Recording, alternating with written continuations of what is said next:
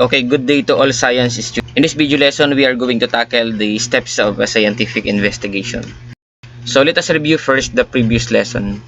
What are the different phases of matter discussed in the previous lesson? Okay, we have the solid, liquid, and gas. For your activity, be a science superhero. Design your own experiment in 30 minutes.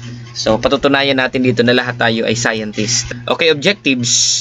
Demonstrate understanding of the steps to design a scientific investigation to answer your own question.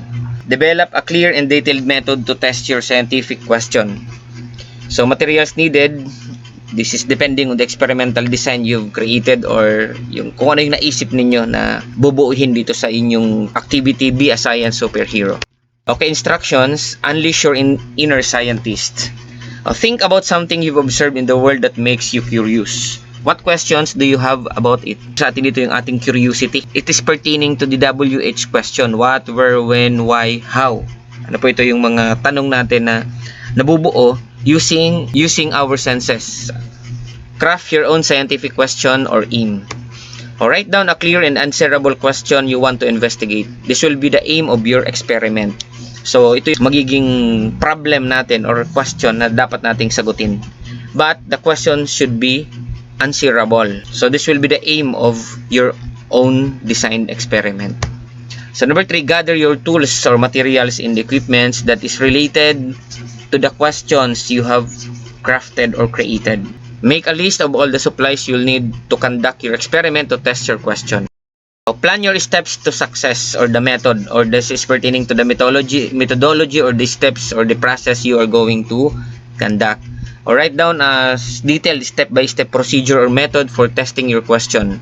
This should be clear enough for someone else to follow and conduct the experiment themselves. So dapat yung gagawin po nating write up, yung pagkakasunod-sunod ng ating procedure should be clear na madaling magawa kung sino man ang makakabasa ng write up natin. So imagine the results or the data collection.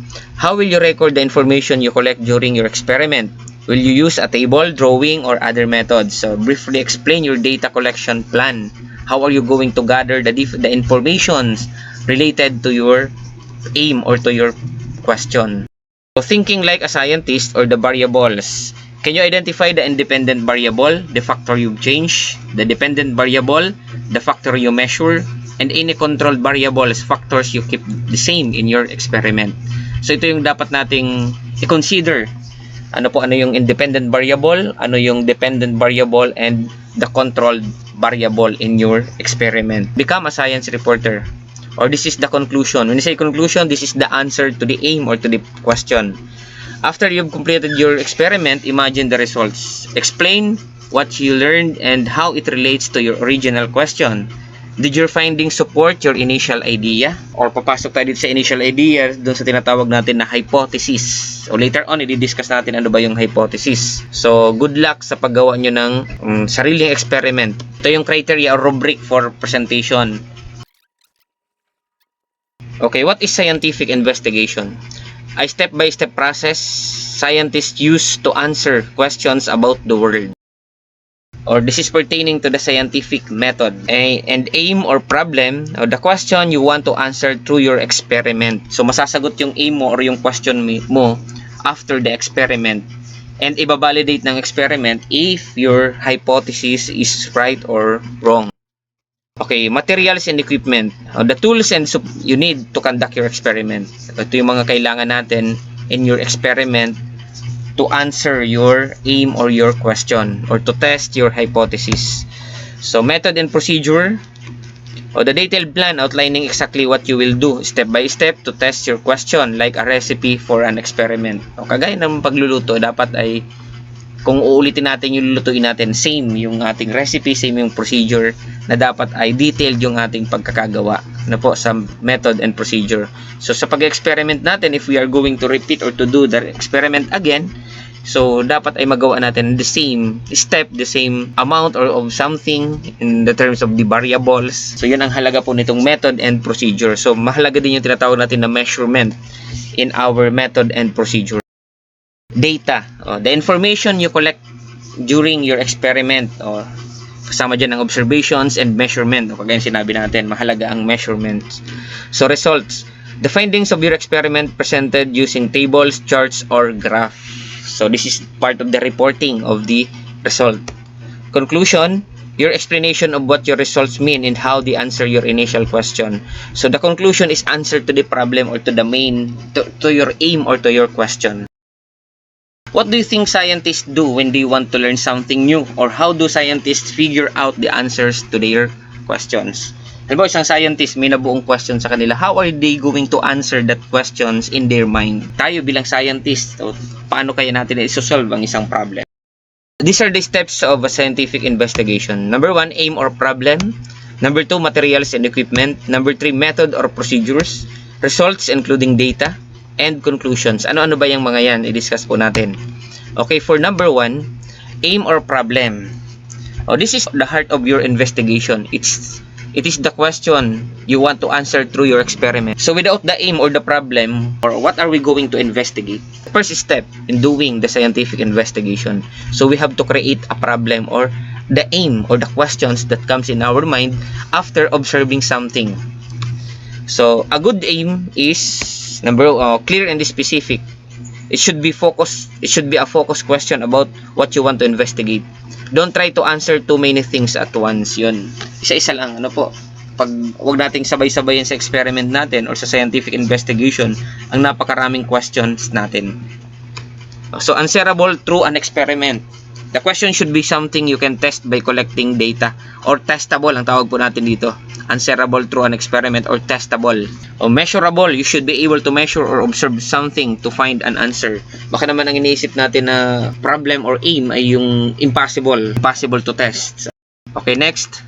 Number 2, materials and equipment. This is the list of tools and the supplies you need to conduct your experiment. Consider these points. So, adequacy, you should have everything needed to carry out your procedures effectively. So, dapat kompleto. Safety, choose materials that are safe to use and handle. Availability, ensure the materials are readily available or easily obtainable. So, gagana dito yung ating pagiging resourceful. So, number 3, method or procedures. This is the detailed step-by-step plan for conducting your experiment. It outlines exactly what you will do to test your aim. Ito yung methods and procedure na sinabi natin kanina, just like a recipe. So, a good method should be clear and concise. Write specific instructions that are easy to understand and follow even by someone else. Na kapag ginawa natin ng writings itong ating experiment, sino mang makakabasa ay maiintindihan nila yung method or procedure na ginawa natin.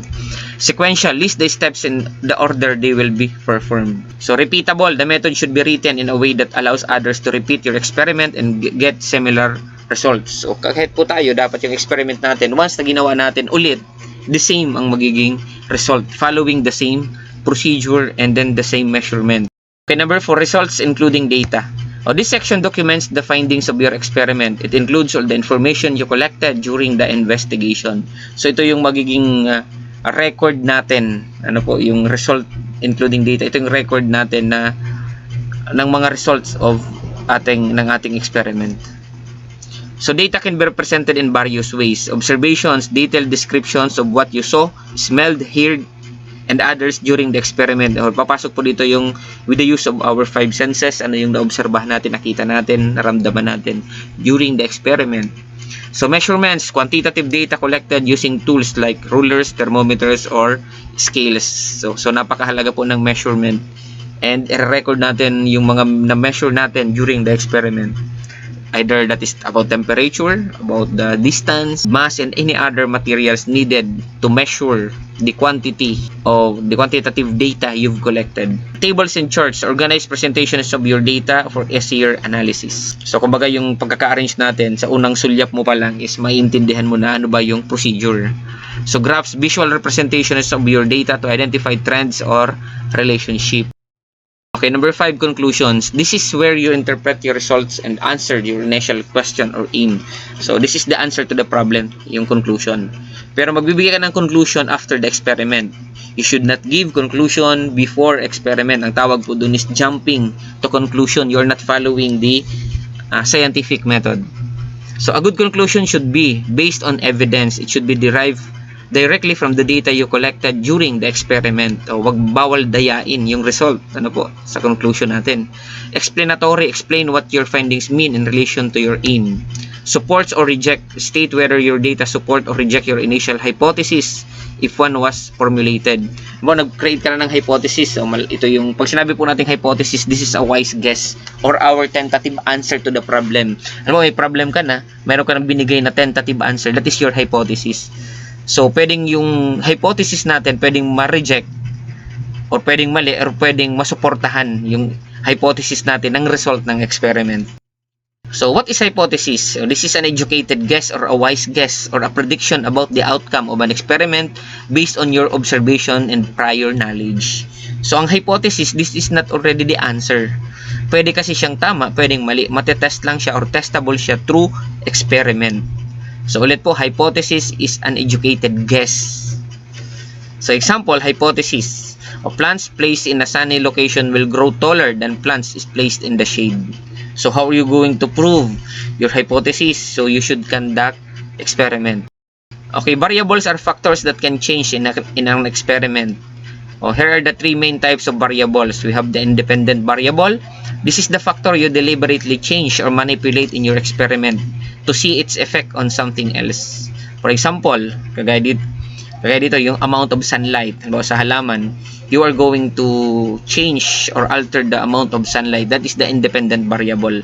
So the dependent variable, that is the factor that you measure or observe in response to the changes made in the independent variable. Anumang pagbabago na ginawa mo sa independent variable na nagka-apekto sa ibang factor doon sa experiment natin, ang tawag doon sa naapektuhan is the dependent variable.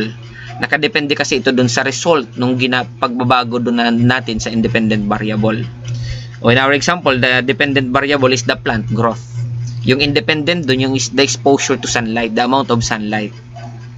And controlled variable, these are factors that you keep the same throughout the experiment to ensure a fair test. So ito yung natural, kumbaga yung natural setting. Wala tayong binago, wala tayong pinakialaman. That is the controlled variables. Ang purpose naman po niyan is to for the purpose of comparison with the experimental setup we've made. So, in our example, we want to control the amount of water both plants receive, pot size, etc.